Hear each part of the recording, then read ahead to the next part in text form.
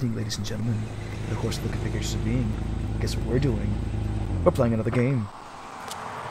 I'm part of the same franchise, but this one's fucking stupid. It is, and there's a lot of problems with this game, but here.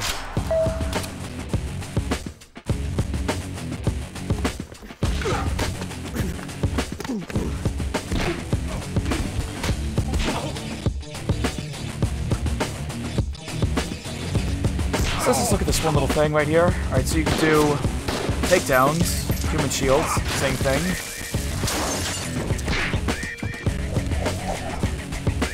You can take melee weapons now, which is new.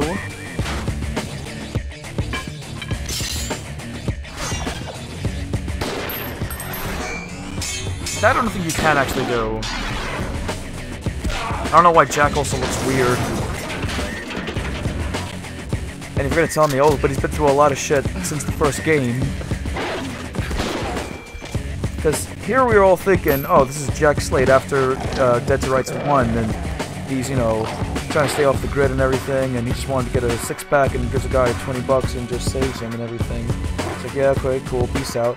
And look at hang on, the camera's gonna show a date. Hang on, there. And the date is April 21st, 2004, roughly around the time when the game came out. So the game takes place in 2004. Okay, by the way, hi guys, how you doing? Welcome back to another episode of the Coopers. We're back playing some more video games. We're playing Dead to Rights 2, which is the sequel, apparently the sequel to Dead to Rights 1, but it really isn't, honestly, because it's bullshit. I think I have everything set up. Yeah. But in all honesty, it's not. It's a prequel to the first game, but the shit doesn't make sense, because the first game takes place in 2001 or 2002, and this game takes place in 2004. And, what else? I'm gonna play it on easy because this game is actually this game is really difficult. I don't have any codes for it. He still has a scar from the first game, which doesn't make any sense. He does more shit than he did in the first game, which still doesn't make any sense. Like Alfred McGuffin, honorable judge, father of two. Oh, and he's voiced by a different voice actor. Now missing from Grant City. McGuffin publicly claimed to have files that linked an international crime ring to many of Grant City's elite. Can't say I'm surprised, but this obviously pissed off the wrong people. 2 days ago, Judge McGuffin was abducted by an unknown group of armed men in broad daylight. That takes some elite balls. Hennessy finally put me on the case, but I don't think he liked that much. McGuffin helped my dad out more than once, and my family and I owed him one. And he's voiced by Stephen Blum, if I'm not mistaken. This is Slate. No shit. Huh. Hello, Ruby. You owe me big time for More this sexiness! I really hate. Yeah, no this Hildy fucking apparently, outfit. and now it's Ruby. It's cute on you. Some random girl Yeah, now. whatever. I got a name for you. Hector Cruz. The Porn King? Did I stutter? Cruz is at the Blue Fly on South Boulevard. You know what he looks like. Yeah, kinda. Look, just don't do anything stupid, Jack. Ruby, don't worry about me. I'm the epitome of stupidity! LA parking my ass! Yeah. So, like I said, this game, they kind of, oh, excuse me, they really flopped the fuck out, which is really bad. But what are you gonna do? And they tried doing another one with this game, and they made, what was it, Dead to Rights Reckoning? I forgot what it was called. Redemption? Reckoning, Redemption. It was on the PlayStation Portable, and it was a prequel to this one, so it was like one of his first cases, or it led to this, where it led to Alfred Molina, Alfred Wooden, or whatever the fuck his name is. Alfred McGuffin. Yeah. And I went through all the Alfreds, except Pennywise. Alfred Wooden from Max Payne, because, you know, just can't get enough of Max Payne, because we played enough of that. Alfred Molina, who played Dr. Octavius in Spider-Man 2. And I'm pretty sure he's going to be like, God damn it, I did more shit than fucking Spider-Man. Why is that the only thing that people know me as? That's nothing to be ashamed of. Yeah. The sound is just terrible. The gameplay is also bad. You could do disarms without, you know... You've been drafted, buddy. Without, whatchamacallit? Disarms while holding weapons. And apparently, that recharges your adrenaline. Because now your adrenaline has got a lot of shit. Oh. Take him out, Shadow. Yeah, and Shadow can just pop out of nowhere.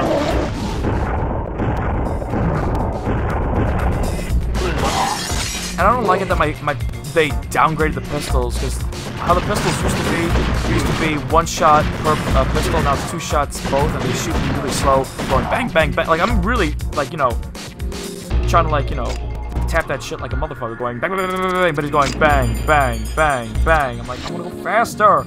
I'm gonna do like how I used to do, going shooting each pistol individually. But he shoots both pistols at the same time, and the ammo goes down twice as much, because you actually are shooting 2. Look, you got 60, 58, 60, 56, 54, 52, 50. Break the arm, do that, twist that. And none of these, I don't think these takedowns are real in real life. I've never seen anyone do like these type of takedowns. Using someone's momentum like that to swing you around with your leg up in the air and doing like some weird twisty.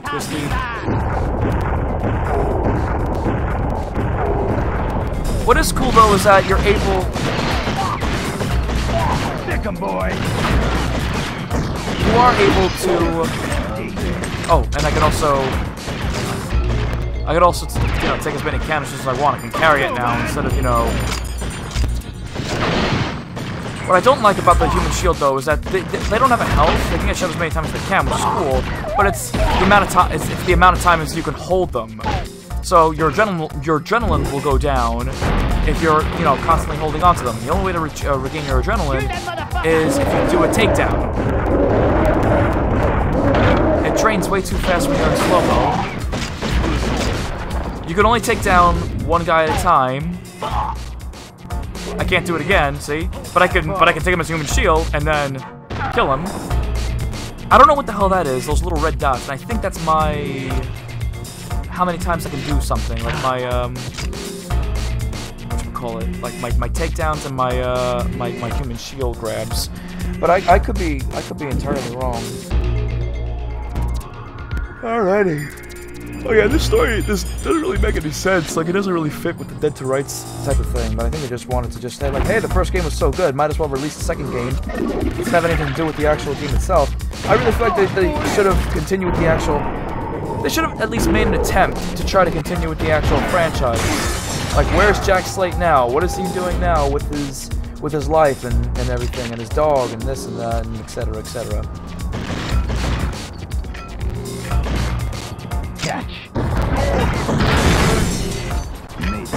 I can only carry 1 canister at a time. That's an improvement though, that you can carry the canisters in your inventory instead of being like, you know, I use it when I want to use it instead of like it's in this spot right here. You have to use it or carry it with you without, you know, switching out weapons. Now that's one thing that's an improvement. Can I do the wall grab again? Oh yeah, he can also get weapons now, which is cool. Oh no, whoops, he actually was able to get weapons last game. I forgot.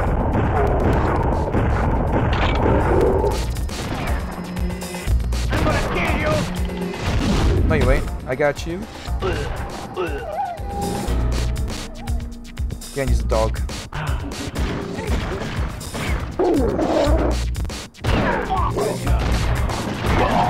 I just would have been interested to see what they would have done with the actual game, to see if there was anything they could have done with Jack Slate prior to the first game. But I think it is the fact is like saying, yeah, in that plane crash, Jack Slate is dead. I killed Hennessy, and mystery of what the fuck happens. He goes and lives with Max Payne apparently in the tropical islands somewhere with Mona Sachs. He's their goofy ass fucking neighbor.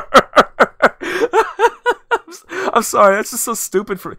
I know it's not funny for anyone, but right now I'm just thinking of like, you know what? That would be really, really nice flash animation where after the end of Dead to Rights 1, Jack Slate now leaves Grant City and goes to the tropical island to where Max Payne is. Where the ending that I proclaimed was that Max Payne was, you know, now that he has the life that he deserved, Mona Sachs was still alive from that good ending that we got before in Max Payne 2. So with that being said, then what happens next? Yeah, so then, fuck, I lost my train of thought. See, I'm messing up the story already. Because I'm so focused on the game, I apologize, guys. So after the Grand City incident in the first game. Jack Slate now kills Hennessy, beats him up, he's on fire, etc., etc., etc. He then now leaves Grand City and he goes and lives on the island, and his next door neighbor is Max Payne. After Max is done in Max Payne 3, living on that island with Mona Sex, all, you know, grunge maxed old, and he's next door to his goofy ass neighbor, which is you know, either Old Man Payne or this dumbass Jack Slate, and they're just like in their little huts together, and they're just like being like, motherfucker, he's got the 45, and then he's going, motherfucker, I got a Beretta, this and that, and they're going back and forth at each other, just yelling at each other, being like, you know what, we're not so different, you and I. And in all honesty, this is the only reason why I'm playing these games, because there really aren't 100%, like, they're not like fully different. I mean, yeah, they're different in little ways, but I mean, they still have the same aspects. Some of them. Give me that. I mean, granted, Max doesn't have a dog, and Jack can't go bullet time without diving. He has to do the dive. So yeah, like some minor stuff here and there, but still, other than that, they're both really good games. Except this one. This one's just got all the fun. I'm sorry. I mean, I did beat this game. I gave this game a chance. It was entertaining, but it wasn't like Dead to Rights level good, basically. I mean, granted, Dead to Rights was you know, fucking difficult as hell, and it was, you know, I had to fucking use G-codes, but whatever, fuck you. That being said, though, the first game was still, you know, good, story-wise, gameplay-wise, etc., etc., etc. Granted, there could have been some better stuff, but, you know, back in 2001, didn't really have too much to go on. But this is 2004, and you basically would like either learn from your mistakes, or improve on your mistakes, or just learn by this simple phrase: don't fix something that's not broken. Oh, granted, the game was hard as fuck, so the one thing they could have done was made the game slightly easier. So by having the same elements as this game, similar elements to this game, but the adrenaline thing has got the adrenaline thing is a little bit stupid though. When it comes to the human shields and some stuff here and there, like having yeah, Shadow, you know, kill everyone pretty much. I mean, I feel like it's maybe overkill because you'd just be hiding in cover and then Shadow would just kill everything. But still, I digress. There's stuff here and there you could probably just live without, and stuff here and there would probably just make the game slightly better. You improve on things. That's what you gotta do. And also, one of the biggest things that they were actually introducing in this game was that you have two guns, you can target two people at the same time. That was pretty cool, the idea. Instead of like, oh, I have two guns, I'm gonna point at this one guy and just have all my firepower directed directly on him. Yeah, I get that, but you have the option to, you know, you're going akimbo. One gun's pointed to one guy, the other gun's pointed to the other guy, and you just go and you're just shooting it up, and they're both fucking dead. Okay, I have no idea where the fuck I'm going. Oh, there we go. The exit, apparently. But yeah, he's voiced by Stephen Blum now, so no more with whoever voiced him in the first game. Which I don't know who voiced him in the first game. I mean, apparently it's obviously not, you know, memorable enough, the fact that we don't even know who the hell it is, which is a little upsetting, because he was pretty good. Now we have Stephen Blum, and look, first off, I got nothing against Stephen Blum. Stephen Blum is fucking awesome, is a fucking awesome voice actor. And he could definitely pull off, and he definitely pulled off Jack Slate, but, you know, we're just so fond of, like, hearing the first Jack Slate that we're like, I don't know if we're ready for something, for some change, but yeah, I guess. So yeah, if you're gonna change to Stephen Blum, because, you know, he's the man with 1,000 fucking voices. But I feel like that dude has got way too many paychecks coming in with every goddamn game that he's just minor in, or been in, or been a major role in. For example, for like this game, he's a major role. He's Jack Slate. Another game he was a major role in that I can think off the top of my head was Bulletstorm by People Can Fly, and I think Epic Games. I don't remember, but that was a really good game. And he was the voice actor, the main character in that game. So that was pretty cool. All right, so I'm gonna stop right here because I just feel like it. So next time on the Cooperators, we're gonna continue with some more Dead to Rights 2. I feel like it's called Dead to Rights 2 Hell to Pay, but whatever. We'll see you next time.